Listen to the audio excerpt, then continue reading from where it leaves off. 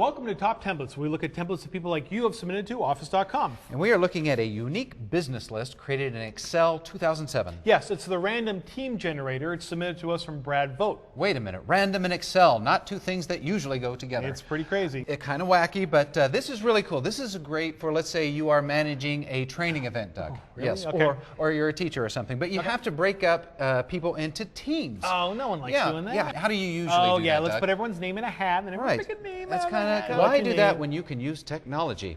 You can project these names up on the big screen. You just update the formulas, and whoosh, it's going to update your teams right there, and Yes, everyone can see what team everyone they're can on. see that they're not. Yeah, it's no great. one's doing anything sneaky. So No. here's the input tab. You put in up to 50 names. Right. And then you group tab. You got up to 25 teams. It says 10. And then watch this. In Okay. F9, usually it's you're updating your formulas. Right. But the updating formula here is randomizing. So watch this. Okay. F9. I'm watching.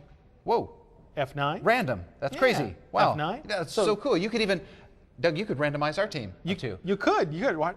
F9. Ooh. F9. F9. F9. F9. F9.